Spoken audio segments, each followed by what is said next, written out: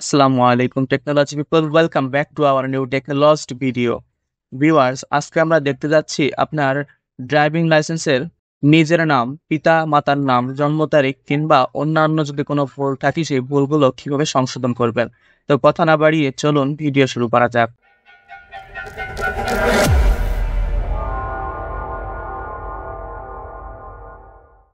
Viewers, driving লাইসেন্সের যে কোনো ভুল সংশোধন করার জন্য আমরা সর্বপ্রথম যে কোনো একটা ব্রাউজারে চলে যাই। ব্রাউজারে সার্চ বারে গিয়ে আমরা লিখি BRTA ড্রাইভিং লাইসেন্স, লিখে জাস্ট একটা ইন্টার প্রেস করি। ইন্টার প্রেস করার পরবর্তীতে কিন্তু আমাদের সামনে BRT এর অফিসিয়াল ওয়েবসাইট চলে আসছে। তো এখন আপনি চাইলে BRT এর অফিসিয়াল ওয়েবসাইট থেকেও আপনি লগ ইন করতে পারেন, অথবা নিচেই দেখতে পাচ্ছি বিভিন্ন ধরনের লগ ইন অপশন।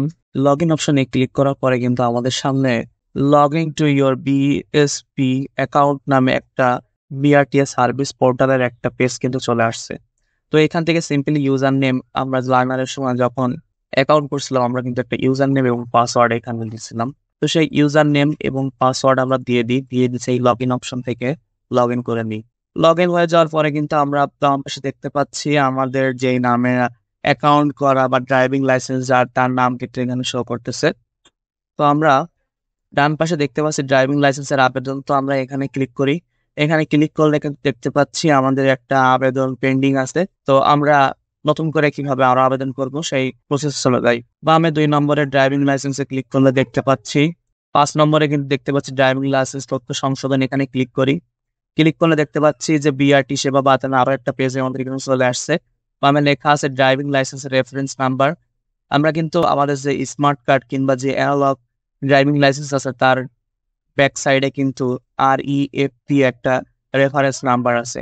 তো সেই রেফারেন্স নাম্বারটা আমরা এখানে দিয়ে দিই। দেওয়ার পরে ডানে দেখতে পাচ্ছি অনুসন্ধান, জাস্ট অনুসন্ধানে ক্লিক করে দেবো। ক্লিক করে দিলে দেখতে পাচ্ছি you have a draft or pending application, you can apply another application after the complete of this draft or pending application. অর্থাৎ আমাদের যে পেন্ডিং একটা অ্যাপ্লিকেশন আছে আমরা দেখিয়েছি, সেই অ্যাপ্লিকেশনটা হয় আমাদের কমপ্লিট করতে হবে অথবা ওইটা আমাদের রিমুভ করে ফেলতে হবে। তো আমরা যেহেতু পুনরায় আবেদন করব সেই ক্ষেত্রে আমরা আবারও হোম পেজে চলে যাই।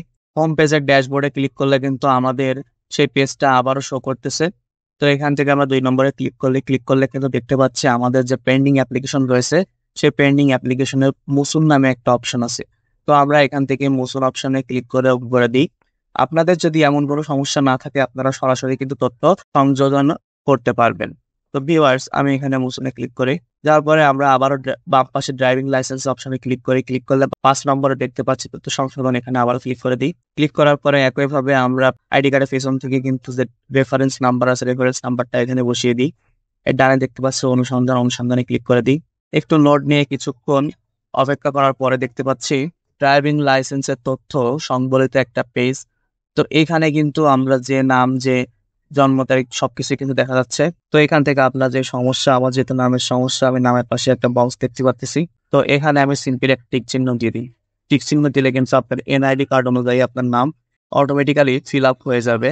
আপনার ম্যানুয়ালি কোনো প্রকার নাম টাইপ করতে হবে না। তো নিচে দেখতে পাচ্ছি পিতার নাম, মাতার নাম। যদি আপনার সমস্যা থাকে আপনি একইভাবে বক্সের টিক চিহ্ন দিয়ে আপনি কিন্তু সঠিক করে নিতে পারবেন। নিচে জন্ম তারিখ আছে, আপনি সেটাও সঠিক করে নিতে পারবেন। সবকিছু ঠিক করার পরে একটু স্ক্রল করলে নিচে দেখতে পাচ্ছি ম্যারিটাল স্ট্যাটাস। তো টিক দেওয়ার পরে কিন্তু আপনি সিঙ্গেল হলে সিঙ্গেল সিলেক্ট করবেন, ম্যারিড হলে ম্যারিড সিলেক্ট করবেন। তবে ম্যারিড হলে কিন্তু আপনার পুরুষ হন আপনার স্ত্রীর নাম দিতে হবে, আর যদি মহিলা হন তাহলে আপনার স্বামীর নাম কিন্তু অবশ্যই এখানে দিতে হবে। এর নিচে আর একটু স্ক্রল করলে দেখতে পাচ্ছি সেকশন বি, এখানে সংযুক্তি আছে। এখানে আপনার এনআইডি কার্ডের যে কপি, আপনার ড্রাইভিং লাইসেন্সের কপি এবং আপনার যে বিদ্যুৎ বিল আছে সেই বিলের কাগজগুলো কিন্তু আপনার এখানে সিলেক্ট করে দিতে হবে। তো সর্বপ্রথম আমি যে এনআইডি বা জাতীয় পরিচয়পত্র ব্রাউজ অপশনে ক্লিক করে দিই।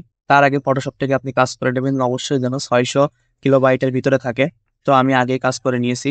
ব্রাউজ ওপেন করে আমি এখান থেকে আবার ওপেন করে দিই। একইভাবে আমি বিদ্যমান ড্রাইভিং লাইসেন্স এবং ইউটিলিটি বিলের কাগজটাও দিয়ে দিই। এর নিচে দেখতে পাচ্ছি জরুরি যোগাযোগের জন্য আপনি যদি কোনো আত্মীয় স্বজনের নাম্বার দিতে চান আপনি দিতে পারেন। এখানে যেহেতু তার নাম এবং নাম্বার দেওয়া আছে এটাই থাকবে।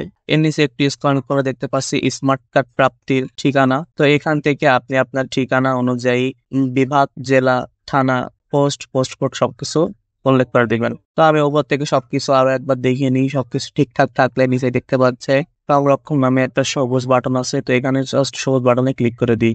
তো ক্লিক করার পরে কিন্তু আমাদের সামনে চলে আসছে যে অকুপেশন ইজ রিকোয়ার্ড, অর্থাৎ আমি এখানে আমার পেশাটারে সিলেক্ট করিনি, তো আমার পেশাটারে আবারও সিলেক্ট করে দিই। সিলেক্ট করে আমি আমার ডিগ্রিটা সিলেক্ট করে দিই। সিলেক্ট করার পরে একইভাবে ফর্ম যুক্তিতে চলে এসে আমি এনআইডি, ড্রাইভিং লাইসেন্সের কপি এবং ইউটিলিটি বিলের কপি দিয়ে আবারও সংরক্ষণ বাটনে ক্লিক করে দিই। ক্লিক করে একটু স্ক্রল করে নিচে আসলে দেখতে পাচ্ছি এখানে আমাদের কত টাকা কোন জায়গায় খরচ হবে। এখন সংরক্ষণ বাটনে ক্লিক করলে কিন্তু দেখতে পাচ্ছি আবেদন ফি জমা দিন নামে একটা বাটন কিন্তু আমাদের ভিজিবল হয়ে গেছে। তো এখানে আমরা সিম্পলি অনলাইন ফি জমায় ক্লিক করি। তো এই সবকিছু দেখে নিয়ে আমরা ফি জমা দানে ক্লিক করে দিই। ক্লিক করার পরে কিন্তু বিআরটিএ সেবা বাতায়নের আমাদের আরো একটা পেজ চলে আসছে। তো এখান থেকে মোবাইল নাম্বার যদি না থাকে মোবাইল নাম্বারটা দিয়ে দিই, আর থাকলে আমি ডান পাশে যে টিক চিহ্ন আছে সেই টিক চিহ্ন আমরা ক্লিক করে দিই। এখন দেখতে পাচ্ছি আমাদের কত টাকা খরচ হবে, অ্যামাউন্ট, কনভেনিয়েন্স ফি এবং টোটাল অ্যামাউন্ট। তো সবকিছু দেখে আপনি বিকাশ, নগদ, রকেটের মাধ্যমে কিন্তু পেমেন্ট করতে পারবেন। আমি যেহেতু বিকাশের মাধ্যমে পেমেন্ট করব, আমি বিকাশটা সিলেক্ট করি। একবারে প্রসেসে দেওয়ার পরে কিন্তু আমাদের বিকাশ পেমেন্টের যে পোর্টাল, সেই পোর্টালটা কিন্তু চলে আসছে।